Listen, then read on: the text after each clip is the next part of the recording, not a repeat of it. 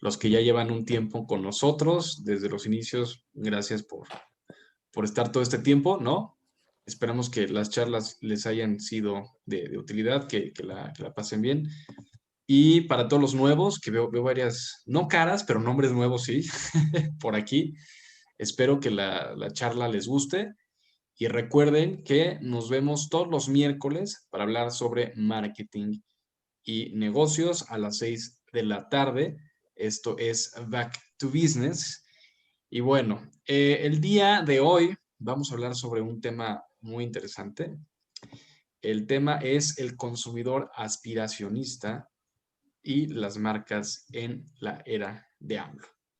Y bueno, antes que nada, es importante hablar un poco sobre dónde nace este término aspiracionista.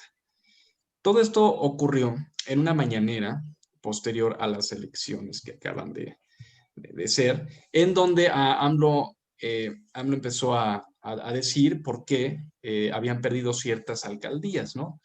Dijo que fue la culpa de la clase media aspiracionista, ¿no? Queriendo pertenecer a otro nivel socioeconómico, tener otro estatus y, no, o sea, buscando, ¿no? Llenar esos vacíos existenciales, pues votaron por partidos conservadores como el PAN, el PRI y, ¿no? Y, o sea, la coalición que estaba en su contra. Y bueno, realmente este término no existe. Ahora sí que se lo sacó de la manga, por así decirlo en su momento. El término que sí existe es aspiracional, que seguramente algunos de ustedes ya lo han escuchado, es algo que se viene sabiendo desde hace muchos años, sobre todo si están en el mundo del marketing, el cual se refiere, sí, ciertamente a la clase media. ¿Cuál es esta clase media? Que es difícil para México porque como tal no hay una clase media bien definida, como podemos decir en Estados Unidos, pero básicamente son familias que tienen las necesidades básicas cubiertas, tienen un techo, tienen autos, no digo que los más lujosos o la casa más lujosas, pero sí tienen las necesidades básicas cubiertas y tienen todavía algo de dinero disponible para actividades de ocio. Pero el tema aspiracional recae en cuando quieren aparentar que son de otro nivel socioeconómico, ¿no? Y ¿qué empiezan a hacer? Vestir de cierta manera, comprar ciertas marcas y tratar de emular un estilo de vida, pues que no pueden costearse. Ese realmente es el tema aspiracional. Querer escalar, es decir, que exista movilidad social. Y bueno, ¿por qué les estoy diciendo todo esto? Porque hoy vamos a hablar sobre este tema, la relación que tiene con las marcas, cómo es que las marcas tienen que estar, eh, cómo aprovechar este segmento, realmente si existe esto de aspiracional o no, y pues muchas otras cosas que vamos a venir platicando. ¿Qué opinan ustedes, Álvaro o Nicola, de lo que les acabo de comentar a todos nuestros asistentes el día de hoy? Primero Oye, tenemos que definir un poco qué es la clase media, ¿no? ¿de Porque en acuerdo? México hay un artículo muy interesante del New York Times que salió hace poco más de un año, es decir, antes de tiempos sospechosos, que nos explicaba que en México mucho creen ser clase media. De hecho, el 61% de la población mexicana se identifica como tal, pero quien es clase media de verdad es mucho menos. Parece que la mitad del país vive con un cero malentendido sobre su nivel de ingreso. Es una confusión que comparten ricos y pobres por igual, ¿no? Y este artículo del New York Times mencionaba que el 84% de la población no tiene seguridad laboral o un sueldo que les permita satisfacer las necesidades de su familia, pero al final de cuentas lo nega, ¿no? México es importante que veamos y seamos muy honestos en este diagnóstico, ¿no? Hay ricos que piensan que son de clase media. Hay unos estudios de Alice Crosser que han mostrado que aún entre el 1% más rico del país, dos terceras partes afirma de ser clase media, ¿no?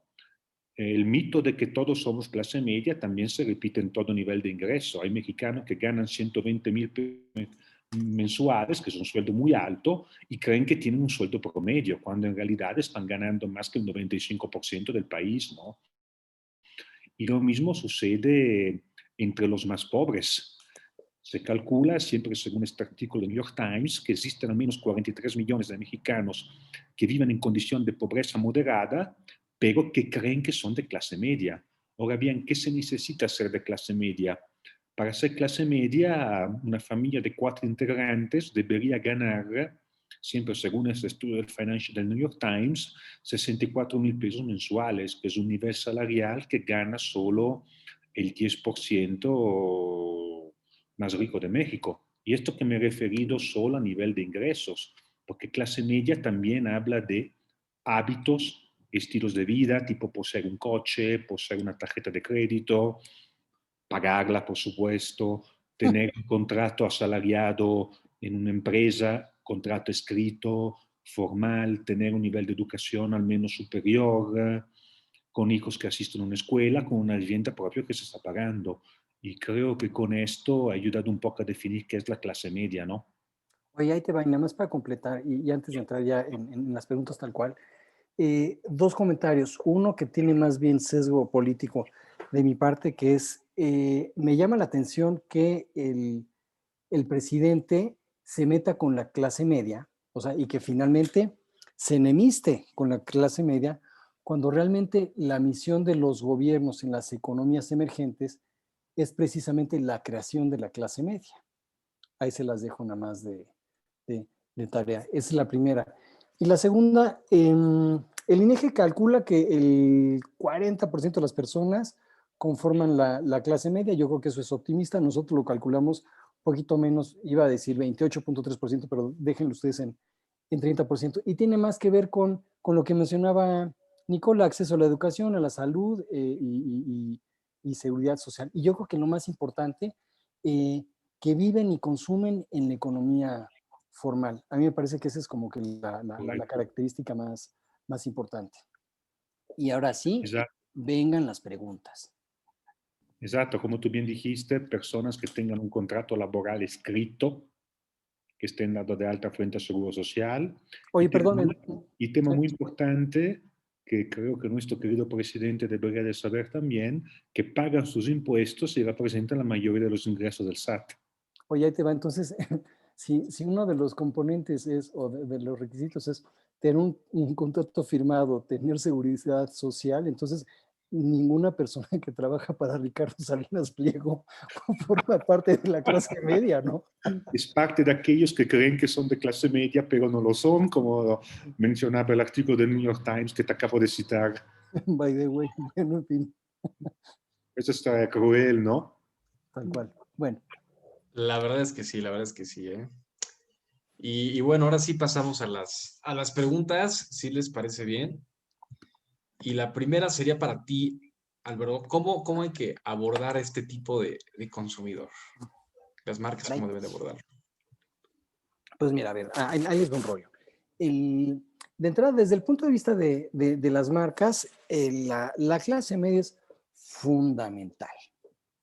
Y es fundamental no solamente porque ahí es en donde se da el consumo absoluto, sino tiene que ver con el tipo de consumo. Y haciendo mi análisis en la mañana me di cuenta de lo siguiente, que si tú te pones a pensar que lo que la clase media consume son básicamente eh, bienes durables, obviamente, bueno, inmuebles, electrónicos de consumo. Es decir, en términos generales, son transacciones de poca frecuencia, pero de alto valor, pero sobre todo se refiere a categorías de productos en las cuales incide la innovación, la tecnología y la ciencia. Ojo, y de ahí la enorme relevancia.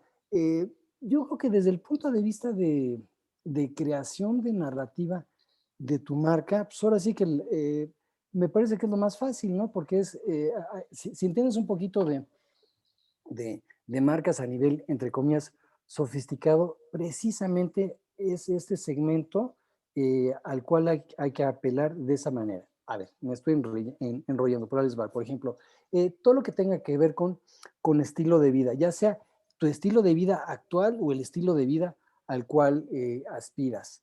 Check.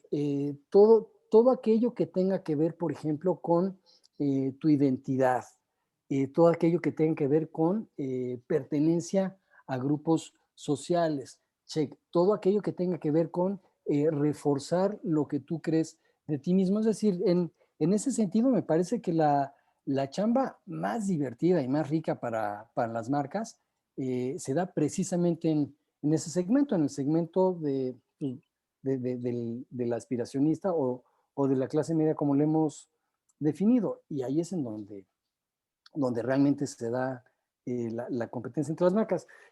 Otra cosa que me resultaba interesante es, digamos que ahí es en donde vas a encontrar tu consumidor más sofisticado.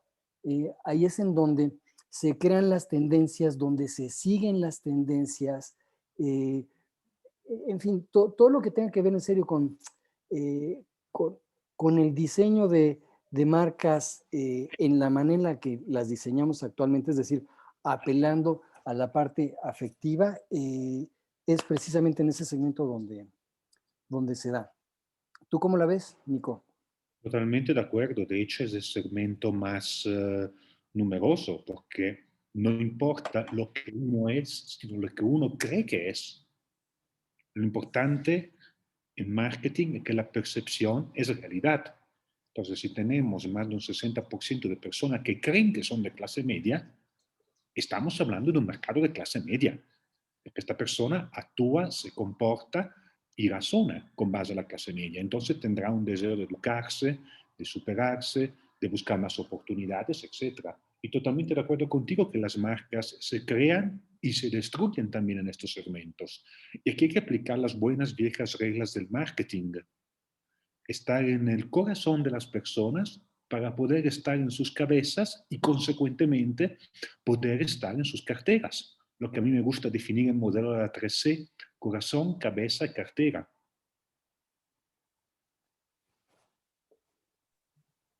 Y tiene que ver también, ahí te va me clavo en eso, pero con los canales de distribución, ¿no? Es decir, son las marcas que apelan a este segmento, son marcas que se distribuyen pues, a través de la economía formal, es decir, de los Correcto. autoservicios, de las tiendas departamentales y para la de contar, o sea, todo lo que es, eh, todo lo que es muy curioso, pero todo lo que se mueve a través de la economía informal, si te das cuenta, con raras excepciones, o sea, es decir, todo lo que se mueve en los tianguis, son productos y no marcas, Buen razonamiento. Es ¿no? correcto. Es decir, quienes los compran ahora sí que por los beneficios funcionales que van a obtener de lo que compran y no tanto por la narrativa y el rollo de te transporto al mundo mengano y perteneces al grupo sutano, ¿no? Y me parece que eso es lo interesante, o sea, en la medida en la que, a ver, lo pongo de otra manera, en la medida en la que tu negocio pretende apelar a la clase media, pues tu negocio o tu marca debe de estar presente y distribuirse a través de los canales formales. Bueno, aunque hay canales formales que están dirigidos a un segmento bajo de la población y que están teniendo mucho éxito, que han sabido construir unas narrativas muy sólidas. Me gustaría mencionarte dos, Coppel y Breitschutz. Es que mira, ahí te va. Mira, y además esto me da pie a una reflexión que creo que es interesante, que es el no ser pobre no significa que perteneces a la clase media. Es decir, particularmente en mercados como el nuestro, que está por un lado tan polarizado y también tan segmentado, digamos que hay como que este puente, ¿no? Entre los que están en la economía de la subsistencia cotidiana y los que están ya en la clase media. Y es precisamente ese segmento al cual apelan los Coppels, las bodegas Aurrera y tal, pero en números, aquí tengo mi superacordeón, en números alegres, o sea, podríamos decir que el 30% de la población, por lo menos el 30%, eso sí, la totalidad de sus compras las hacen a través de la economía informal. Ahí sí es indiscutible. Te vas al segmento siguiente, que para que sea más fácil de registrar es el 35%. Ese 35% compra parte de sus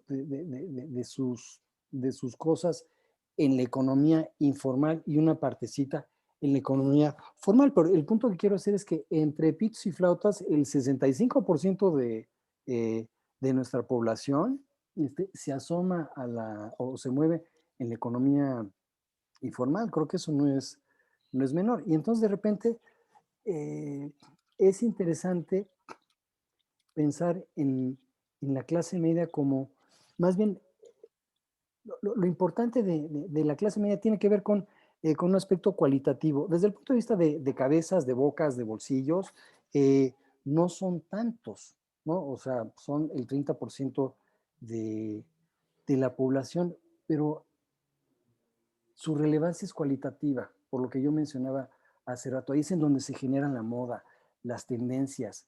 eh, es para satisfacerlos que existe el desarrollo tecnológico y el desarrollo, bueno, el desarrollo científico suena así como que muy high-tech, ¿no? Pero sí me cachan.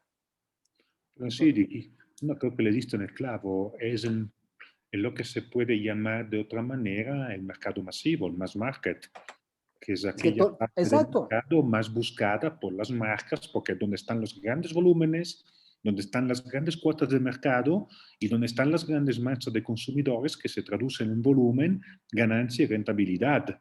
Ojo, no los grandes volúmenes los sigues teniendo en el mercado popular, pero los grandes volúmenes cuando tú eres una marca de alto valor. Es decir, cuando tú vendes celulares, ¿en dónde vas a hacer el bulk de tu negocio? Pues en ese 30% del mercado. O sea, si tú Tú eres llamada clase media. Samsung, Nokia, Motorola, bla, bla, bla, pues ahí es en donde vas a hacer tu lana. Si tú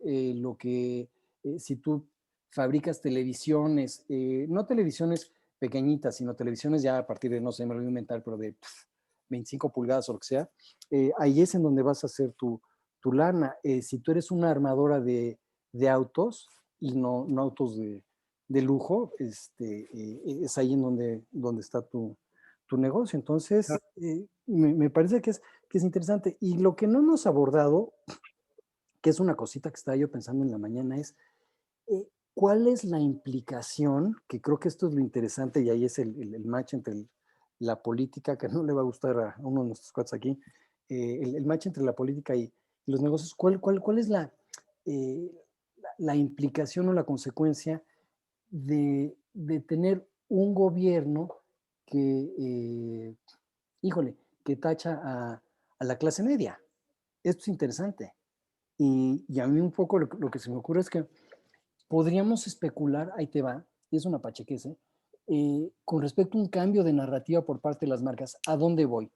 Eh, Tradicionalmente, las marcas que en México apelan a la clase media, para ellas la manera más fácil de hacerlo es agringándose, ¿no? Y entonces, absolutamente todas las marcas tienen ahí en su narrativa un componente, entre comillas, americano. Es más, ahí les van, no sé, varios ejemplos. No hay una sola marca que se comunique totalmente, marca mexicana, que se comunique totalmente en español. Ahí te va, Scapino, ¿no? Scapino, que es un buen ejemplo de un super producto y una marca fatal. O sea, el producto es sensacional, de una super calidad, super diseño tal, pero la marca está manejada fatal. Scapino, ¿a dónde voy? Que es una marca con herencia italiana. Sin embargo, su comunicación es en inglés. O sea, el Club de Lealtad de Scapino, en lugar de llamarse Scapino, ¿cómo dirías Club de Lealtad de Scapino en italiano, Nicola? Club de lealtad. Eso, ahí está. Pero no, es Scapino Loyalty Club. Bueno, ok, entonces ese es un ejemplo. Lo mismo nuestros cuates de las aerolíneas pues también se comunican en inglés porque les parece que es mucho más chic. ¿A dónde voy con esto? De repente, ese tipo de discurso, yo creo que las marcas van a empezar a alejarse de él porque todo lo que suene clase mediero, en buena onda, híjole, como que nadie va a querer asociarse con ello porque pues finalmente la clase media, pues estamos siendo como que rechazados por el discurso, ¿qué tal el término sociológico? Por el discurso dominante. A mí Yo creo que eso es lo interesante. Entonces, de repente, no que las cosas empiecen a adquirir nombres y términos otomíes, náhuatl y olmecas, no creo que vaya por ahí la cosa, pero sí de repente, no es broma, o sea, en, en, en, eh, en el lenguaje popular y en el lenguaje de las marcas, vamos a empezar a adoptar términos como, por ejemplo, huachicol, ¿no? O sea, y se me acaba de ocurrir ahorita, y huachicol, yo no sé qué signifique en el idioma original, pero yo estoy seguro que huachicol debe ser náhuatl, otomí o por ahí, ¿no? Y así otras cosas. Y a mí me gustaría mencionar una estadística de Credit Suisse, que es un banco privado suizo, ¿no? Credit Suisse hace una estadística sobre la riqueza de las familias cada año. ¿Sabe cuánta familia en México tiene más de $1 millón en dinero para poder invertir? ¿Cuántas familias? ¿Muchas o poquitas? Muy poquita, 220,000 familias. 220,000 familias. Luego hay un segmento que es lo que se llama banca patrimonial, que son aquellas personas que tienen entre 100,000 y $1 millón en activos para poder invertir. Y aquí estamos hablando de que poco menos de 1 millón de familias en todo el país. El resto, ¿qué es el resto? El resto prácticamente podemos definirlo la clase media. Ya. Y va muy consistente con el dato en el New York Times, donde se mencionaba que un 61% de la clase media, de las personas en este país se consideran de clase media sin serlo. Para ser de clase media, una familia de 4 tiene que tener un ingreso de 64,000 pesos aproximadamente. Así que lo que tiene que hacer una marca es ser lo suficientemente habilidosa como para hablarle a esta gente que se cree clase media, darle a ver que a través de ello van a tener una mejora de su posición social sin caer en la gestión del día a día, en verse como algo de difícil acceso o de difícil utilización, ¿no? Ahí te va. De acuerdo. Muy bien. Y bueno, creo que podemos pasar a la siguiente pregunta. Esta es para ti, Nicola. ¿Tú cuál crees que es la importancia del consumidor aspiracionista para la economía? Fundamental. Es el gran volumen que representan para las marcas. 60% de las personas en México se consideran que son de clase media, entonces estamos hablando de que 60% de los consumidores son así, para usar una expresión que se ha vuelto de moda este año, se pueden definir así aspiracionista.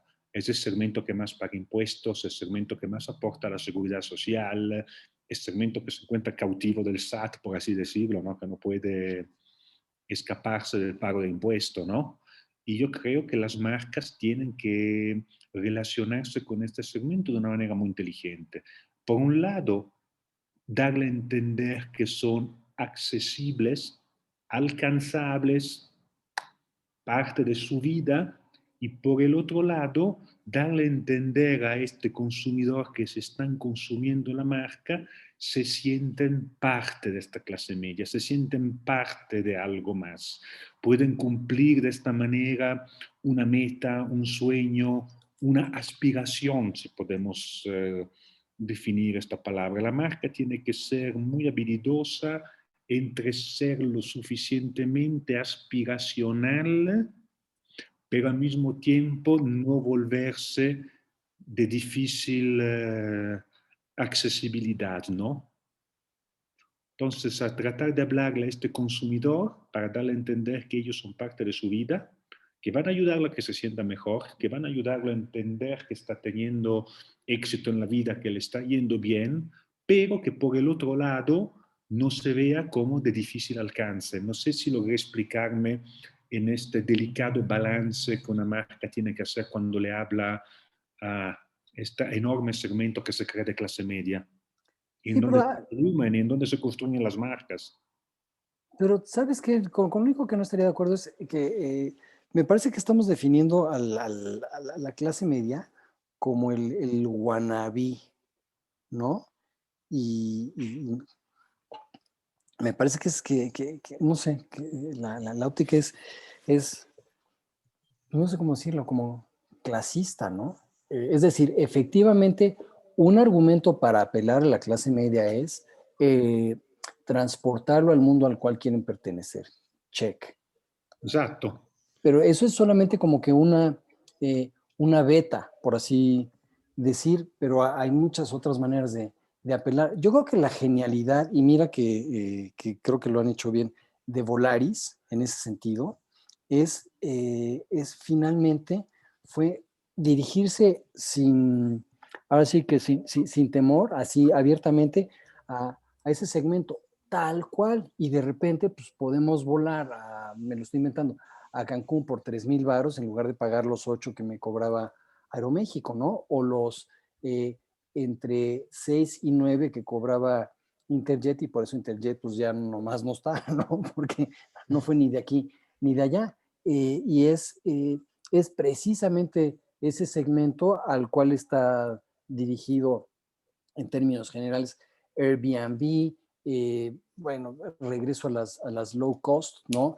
Eh, es como que me parece que es interesante porque es ahí donde está realmente la sensibilidad al precio. Eh, y es un segmento que si tú pones un bien a su alcance, lo va a comprar. Bueno, de hecho, aquí Sin mayor rodeo y sin mayor tapujeo. Salvador Velasco hace dos ejemplos que para mí son muy buenos de marcas aspiracionales, Apple y Starbucks. De ¿Qué acuerdo. opinas tú, Álvaro, de eso? Sí, pero no. Es que ahí te va. Yo creo que en un principio, porque podrías decir que fue como que el efecto de McDonald's. Yo me acuerdo cuando llegó McDonald's a México en el, fúfale, te voy a decir en qué año fue, 80 y, 86 dice 83. Daniel García, No, ¿no?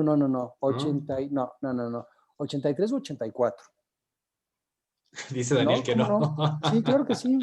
Ya se armó aquí la polémica, ¿eh? No, por supuesto que sí. O sea, y sin duda. Y Se le dice que fue pongo, con el Mundial de México. Salvador Velasco está apoyando la moción de Daniel. Y Así hasta es. Daniel García trabajó en la inauguración, querido Álvaro. oye, pero el que haya más personas apoyando la idea no significa que sea cierta. Eso Ojo, es ¿eh? correcto. Dice Eduardo que lo investigó y que en el 85. Bueno, Esa era ahí está, thank you. Bueno, ahí está. Pero ¿cuál es el punto? Eh, 85. Mira, es que ahí te va, y eso sucedió también en Rusia, by the way. Cuando llegó McDonald's a México y cuando llegó McDonald's a Europa Oriental, era un símbolo de estatus. Y entonces ahí la ironía es que una cosa que en el resto del mundo desarrollado es como comida chafa, ¿no? Y que debería de ser rápida, ahí se invertía, ¿no? Era un símbolo de estatus el ir por tu hamburguesa de McDonald's, y la gente estaba dispuesta a zumbarse 3 horas haciendo fila para que le dieran su hamburguesa en un establecimiento fast food. ¿A dónde voy con eso? Me parece que al principio, cuando Starbucks llegó a México, efectivamente eso era el efecto inmediato. Si yo quería eh, demostrar que yo era más sofisticado que tú y tenía más mundo que tú, entonces yo llegaba a la oficina con mi vasote de Starbucks. Y eso fue al principio. Eh, pero Lo ya no. mismo O pasó sea, también con Krispy Kreme, un poco, ¿no? En anda su exacto momento. con Krispy Kreme, y es más, y by the way, todas son en inglés, ¿no? Por cierto, Sí. regresando a mi punto de hace rato. Eh, pero ya que se deslava este efecto de novedad, la marca adquiere relevancia por su propio peso, y en el caso particular de Starbucks era porque pues, la gente ahí pues, teníamos o tenemos, ¿no? El espacio para trabajar, para leer, para estar con nuestros cuates, que es espacio que no tenemos en casa. Pero ahora sí que, ¿cuál fue la pregunta? Que ya me fui. ¿Qué decía? ¿Qué onda con Starbucks y cuál es la otra? Apple. Apple. Ah, no, Apple sí, pero lo que pasa es que, ay, fíjate, a mí no me gusta hablar del consumidor aspiracionista porque ya de entrada es un término despectivo. ¿no? O sea, ya entra y dices, bueno, y te lleva a lo que estabas mencionando hace un rato, Nicola, que es el wannabe.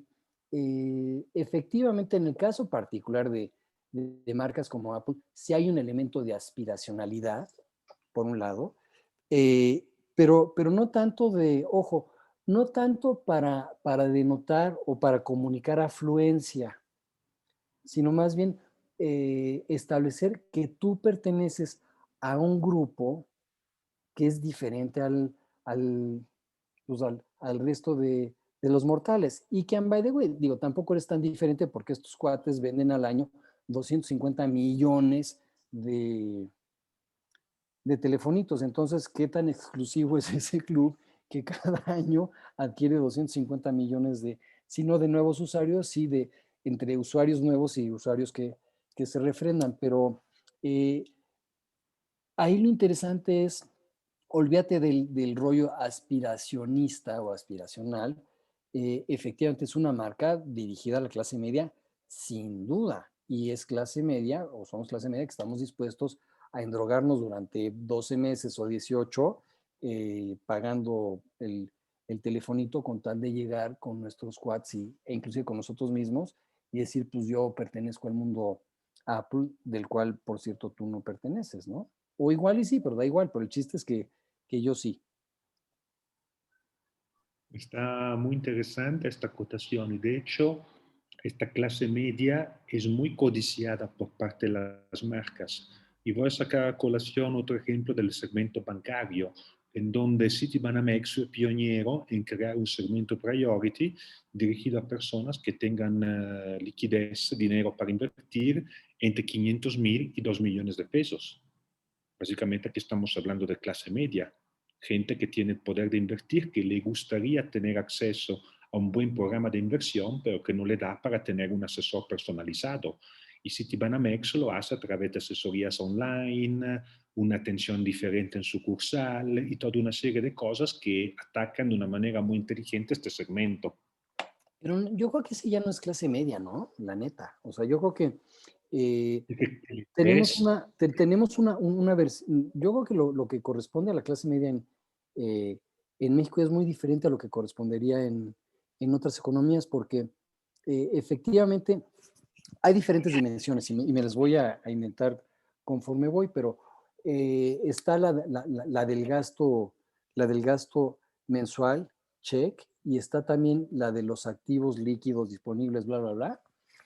Pero yo creo que en términos generales, en este país, en este mercado, la clase media sí consume, se vale o se sirve del crédito al consumo para poder comprar los durables y tal, que son los que le definen como clase media, pero yo creo que así como que tengan o que tengamos, vamos a hacerlo despersonalizado, que la clase media tenga 2 millones de pesos ahí sentados en su cuenta de banco, o sea, más bien yo creo que si tienes 2 millones de pesos que tampoco son para, en fin, eso ya te ubica en el segmento que nosotros denominaríamos AB. Quizás en la franja inferior del AB, definitivamente, que representa como el 8% del mercado en total.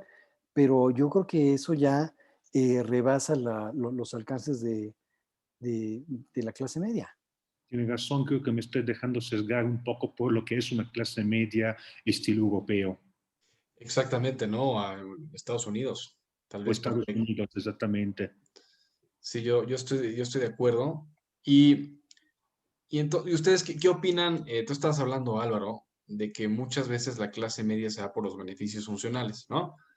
Entonces, yo creo que podemos separarla en dos. ¿Cómo lo ven ustedes? O sea, la parte que se da por los beneficios funcionales, por compras inteligentes, o por este tema que realmente sí es aspiracional, por tratar de demostrar que pertenecen tal vez a un nivel socioeconómico al cual no pertenecen.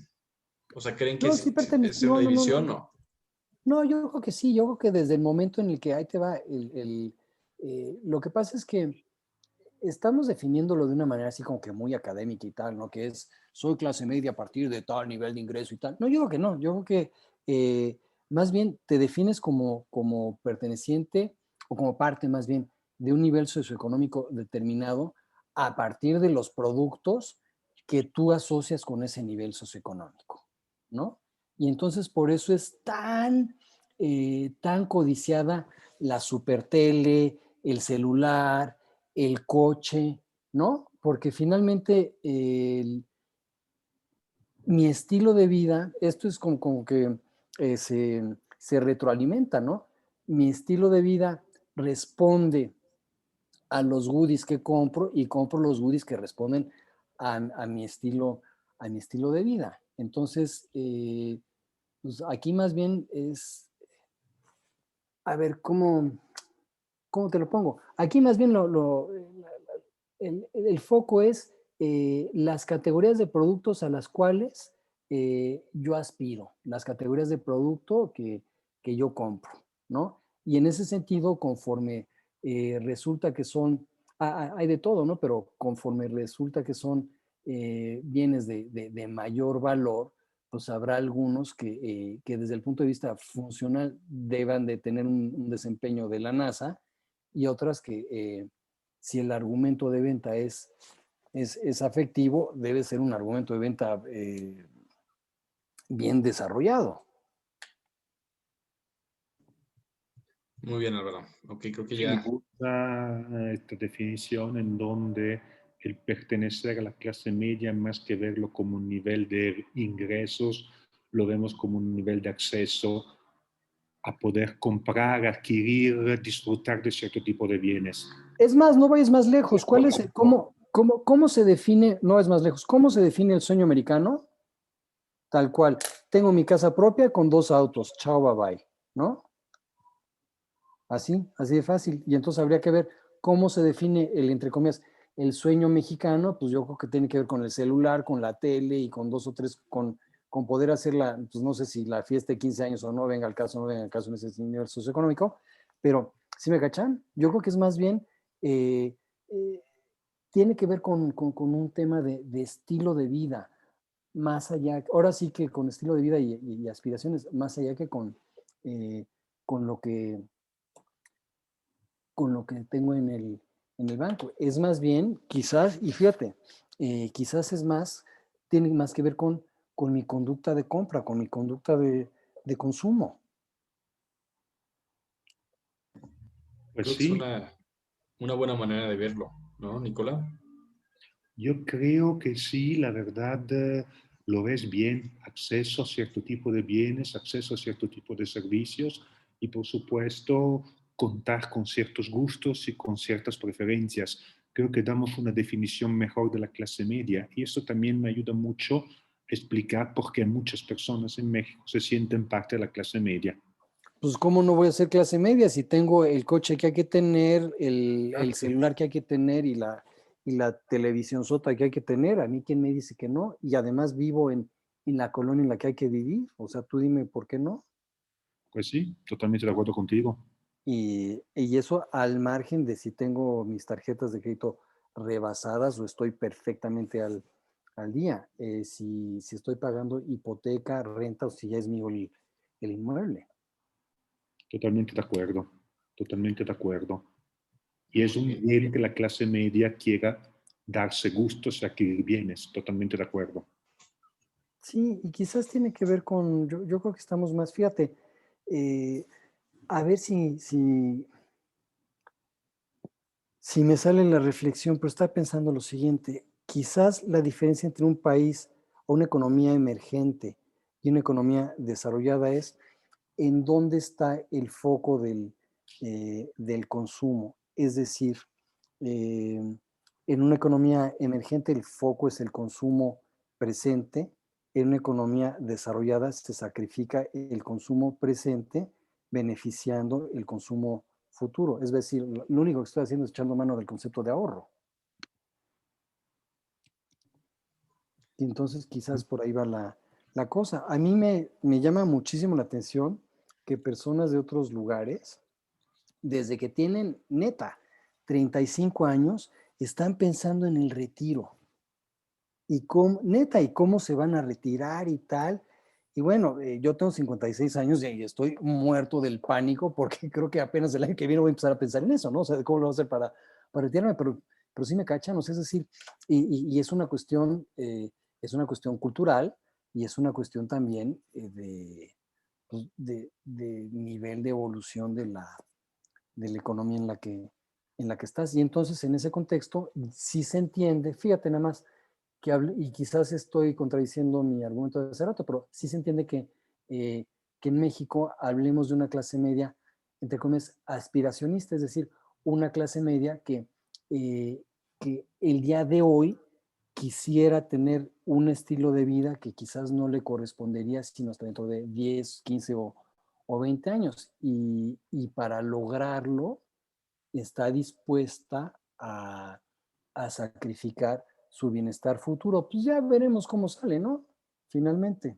Igual y por ahí va el rollo. Y tan, pero yo creo que aquí lo importante de la discusión de hoy es, como negocio, no perder de vista al consumidor aspiracionista o no perder de vista a la clase media, porque ahí es en donde, pues donde finalmente se dan las transacciones, si no de volumen, que creo que ahí es donde no estamos de acuerdo, si no son transacciones de volumen, sí son transacciones de alto valor y en consecuencia de márgenes, iba a decir jugosos, de márgenes atractivos. A diferencia de si tú te vas al mercado masivo, a diferencia de que si tú te vas por el 65% de la población, sí vas a vender litros y litros y litros de Coca-Cola, pero en cada botellita que vendas, pues te vas a llevar 0.05 centavos, ¿no? De acuerdo. De acuerdo. Y bueno, tenemos una buena pregunta de aquí de Hugo. Hugo, no sé si, digo, la escribiste, pero igual está bueno cuando las platicamos. Se da mejor forma a la charla. Si quieres, te abro el micrófono para que tú la puedas comentar. Muchas gracias. Hola a todos, Adelante. ¿qué tal? Hola a ¿Qué Hello. tal, todos, Hugo? ¿qué tal?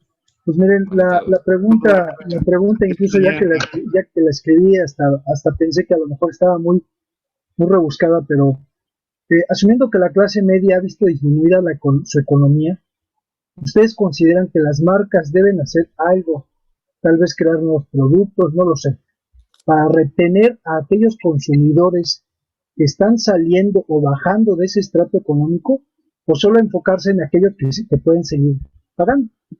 Uy, no, es más, es buenísima la pregunta y me aviento como el borras, porque esto sí lo he pensado en otras ocasiones. Ahí como marca tienes una oportunidad de oro que es, tú me estás mencionando la preocupación subyacente, que es, híjole, chin, yo quiero estar seguro de que mi nivel socioeconómico no se ha visto disminuido, ¿no? Y entonces, ¿cuál es ahí la estrategia obvia para las marcas? Contención. Tú dile, ¿no? Tú a tu cliente lo que tienes que decirle es, mi rey mago de Belén, tú no te agobies, tú sigues siendo tan platino, tan premium, tan black, tan tú las traes como antes. Marcas que no entienden eso y son marcas que van a desaparecer y lo vuelvo a meter ahí en mi, en mi time capsule. Yo me acuerdo hace muchos años, o bueno, hace unos años, yo viajaba muchísimo, muchísimo, muchísimo, o sea, tenía millas para aventar para arriba. Bueno, y entonces en Aeroméxico yo tenía el nivel, tú las traes. Bueno, y de repente, pum, pues dejo de viajar porque pues finalmente cambio de chamba y tal. Y el punto es el siguiente, que de haber sido nivel intergaláctico en Aeroméxico, al año siguiente yo ni siquiera era básico azul clarito. Y me puse una enchilada del tamaño del mundo, al grado que 20 años después o 15 años después, todavía se las estoy guardando. ¿A dónde voy con eso? Tú como marca, lo que tienes, hombre, si ya tienes aquí hay dos cosas. Si tienes ya un cliente adentro de tu casa, es decir, que te compra, lo que haces es, si ya no le alcanza para la marca tuya que compraba antes, entonces debes tener un portafolio amplio para que las personas puedan graduarse hacia abajo, hagan ahora sí que trade down dentro de tus marcas. Yo me acuerdo que hace muchos años yo trabajé en la industria de los cigarros. Los cigarros son súper, súper sensibles al precio. Y entonces lo que nosotros hacíamos en esa época es, teníamos una marca ultra mega super premium que era Parliament, y debajo de Parliament teníamos 3 o 4 marcas, pero haz de cuenta que la marca en el centro era Winston, pero teníamos marcas dentro de las cuales, o marcas a las cuales la gente podía migrar si ganaban más lana, o podían, entre comillas, bajar si tenían menos lana. Pero, es decir, lo que hacíamos era la misma narrativa básica, que era, estos son los cigarros americanos que te hacen ver afluente frente a tus cuates.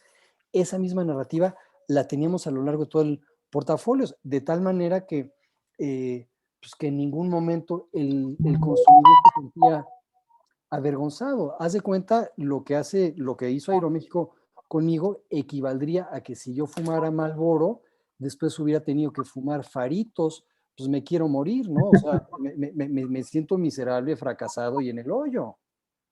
Es decir, me parece acertadísima tu pregunta, porque ahí hay una enorme oportunidad para las marcas que lo entiendan. Y ahí el rollo es, pues darle contención a tu cliente, y entonces ofrece un portafolio dentro del cual la gente pueda irse a una marquita más barata dentro de tu portafolios, y también que tengas marcas a las cuales una vez que tu cliente tenga más lana, pueda, pueda regresar. Es la misma lógica que aplica, hablando de una categoría un poco diferente, en alcoholes. Si estamos hablando de Johnny Walker, hay una etiqueta roja, una etiqueta negra, etiqueta verde, azul y dorada, pero todo se mercadea bajo el paraguas Johnny Walker. De manera que si tú estás acostumbrado a tomar Johnny Walker etiqueta negra y por alguna razón ya no puedes pagarte el Johnny Walker etiqueta negra y tienes que bajarte al Johnny Walker etiqueta roja, no te va a doler porque sigue siendo parte de la familia Johnny Walker, de una Exacto. marca que se mercadea como Johnny Walker precisamente. Y no te pones a beber pulque, o sea, ¿sí me cachas? Sí, totalmente de acuerdo contigo. Pues sí, por ahí va. ¿Y cómo pueden hacer eso las marcas? O sea, ¿no creen que es una tarea complicada que una marca premium, en este caso como Johnny Walker, ataca varios segmentos de mercado sin que afecte a ese posicionamiento exclusivo? No sé si me estoy explicando. No, porque básicamente el consumidor se autosegmenta y decide cuál de los diferentes productos bajo el paraguas de la marca Johnny Walker decide irse. De hecho, Johnny Walker, si notamos un poco lo que hace en su publicidad, jamás habla en específico de etiqueta negra, etiqueta roja. Habla de Johnny Walker, punto. Tú luego, con base en tus gustos y sobre todo con base en tus posibilidades económicas y tu disposición a gastar en alcohol, decidirás si decantarte por una etiqueta roja o por una etiqueta negra, o una azul, una amarilla, una verde. Lo hacen con mucho éxito las armadoras de autos, entre comillas, de lujo. Es decir, la enorme diferencia entre las armadoras europeas y las americanas es que las armadoras americanas tienen una marca de auto específica por segmento, ¿no? Entonces, tienen Mustang y tienen, no me sé los nombres, Mondeo, creo que el Mondeo desapareció hace 50 años, ¿no? Y así, sí me cachas, ¿no? O sea, Ford tiene según el segmento, una marquita. Tiene Lincoln, ¿no? Lincoln también. Lincoln, es más, no solamente, los americanos lo hacen muy sofisticado. Es decir, tienes razón, primero tienen divisiones, ¿no? General Motors tiene Cadillac, tiene Buick y tiene no sé cuál, y tiene Chevrolet. Y luego, dentro de cada una de esas divisiones, tiene marquitas, check. Bueno, púmale. Como lo hace, volviendo al ejemplo de Johnny Walker, como lo hacen básicamente BMW, Audi y Mercedes, es una sola marca. ¿Cuál es la marca? Audi, Mercedes, BMW. Y luego ya tú solita te acercas al modelo que corresponde a tu cartera y a tu estilo de vida, pero en ningún momento te sientes mal por pasar de me lo estoy inventando, de un clase E a un clase C, o si tú manejabas antes un Mercedes clase C y tienes más lana, pues te compras un clase E. Es decir, ahí la migración es mucho más fácil y mucho más clara, ¿no? Todos responden a la misma promesa de BMW, que es, este es el auto para las personas que les gusta conducir, o de Mercedes, que este es el auto más elegante, o de Audi, que este es el auto para los que pues, les gustan los autos, pero quieren ser así como más, más discretos. Y cada uno de sus modelitos, tic, tic, tic, cabe perfectamente debajo de ese paraguas y tú solito gravitas hacia el que te corresponde. A mí me parece genial porque lo que logran ellos es que el trade-up y el trade-down se haga dentro de su gama. No así en el caso, ahora sí que de los Fords y los General Motors y de los Chryslers Fiats, ¿no? Y en el caso de los japoneses, de Acura, Infiniti o Lexus, ¿qué opinas, Álvaro? Ya que estamos en el tema de coches. Es muy interesante que levante la mano, así con la cosita esta del Zoom.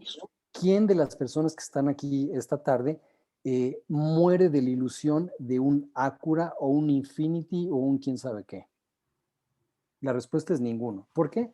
Porque finalmente son valores diferentes. Las marcas, voy a generalizar, las marcas chinas, coreanas y japonesas, en términos generales, no apelan a la parte afectiva del consumidor. Ellos sí te venden los teléfonos, los autos y las teles a partir de la camarita, los caballos de fuerza y las no sé qué, ni los píxeles.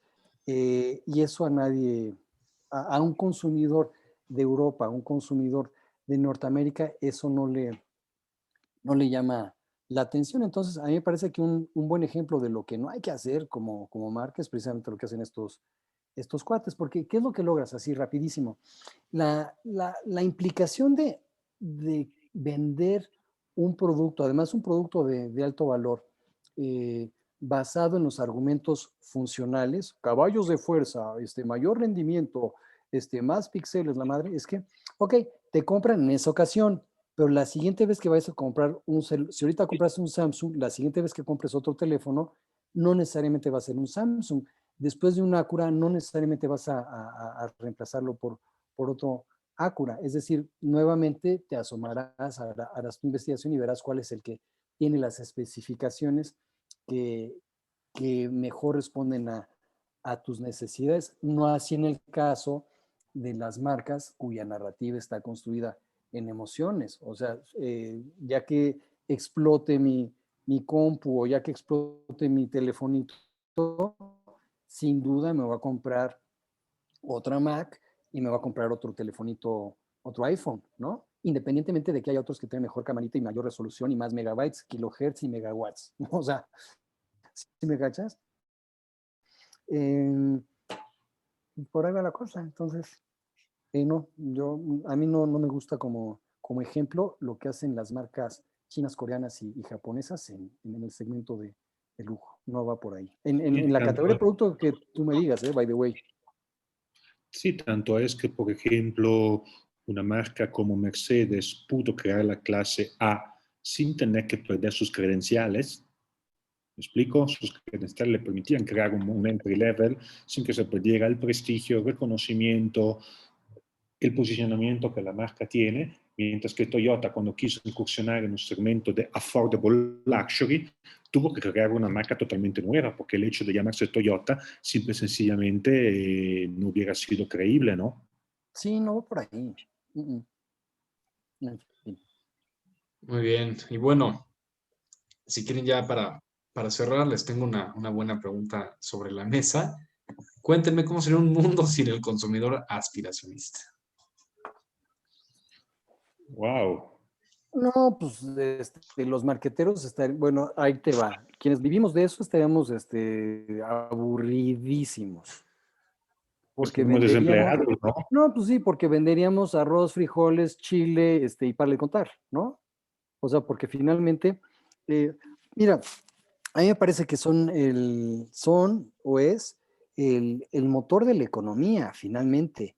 Y no solamente en términos, ojo, no solamente en términos del valor de las transacciones, no solamente en términos de lo que representan para el mercado, porque finalmente pues estamos hablando del 30% de la población, que de todos modos hay países que no tienen 30 mil, o sea, en México el 30% de 127 son cuántos, son 36 millones de personas, que son un chorro, no somos un chorro, pero bueno, la relevancia es que es para satisfacer ese segmento que hay innovación, que hay tecnología, que hay desarrollo. O sea, ahora sí que el mundo de las marcas es ahí en donde se gesta y se desarrolla. Ahí es en donde se dan las tendencias, las modas, todo, es decir, todo lo que hemos hablado aquí, ahora sí que por espacio de un año, gracias a su preferencia, se gesta y tiene lugar en ese segmento del mercado. Esa es la realidad. Y también, querido Álvaro, se puede agregar a algo donde también se dan los volúmenes para que estas marcas puedan existir. Exacto. Los Los volúmenes para volúmenes tener para, esa economía de pero escala necesaria sí, para sí, la producción exacto. industrial.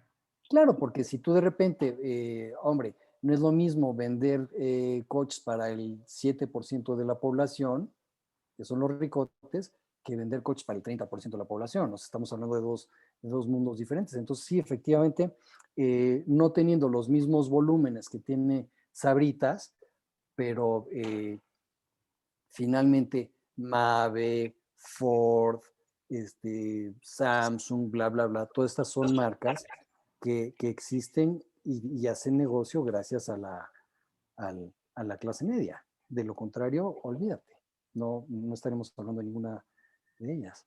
Sí, todavía existirían las marcas artesanales, querido Álvaro, ¿Para quién? ¿Para la clase media? ¿Para los ricotes o para para la quién? clase alta, Ah, claro, sí, no, definitivamente. y no marcas para todos los demás. Entonces creo que sería una sociedad muy distópica, muy triste, muy complicada, una sociedad en donde no existiese la clase media aspiracionista, por así llamarla. Sí, Es un yo mundo muy insisto. difícil, muy desigual, muy complicado, la verdad, muy complicado. De hecho, se dice que un país tiene éxito o ha logrado volverse un país desarrollado cuando la clase media representa la gran mayoría de la población.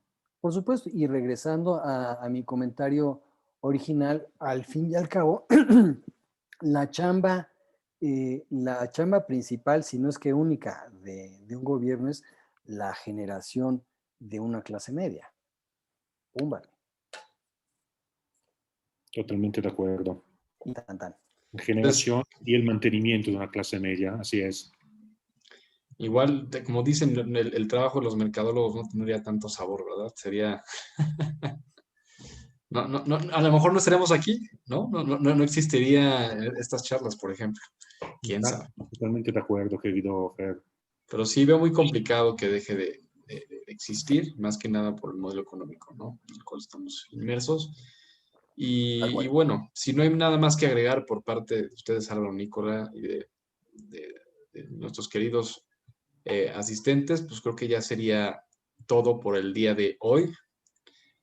Muchísimas gracias por estar aquí con nosotros, como siempre, todos los miércoles hablando sobre marcas y negocios. Esto es Back to Business. Recuerden que si les gustan nuestras charlas, nos pueden recomendar a sus amigos, colegas, familiares, a quienes ustedes quieran para que se asomen, vengan y pues también platiquemos todos de marketing, ¿no? Ya Gracias estás. de nuevo. Pues que tengan una excelente tarde, noche. Gracias a Abrazo. ustedes. Muchas gracias. Buena tarde.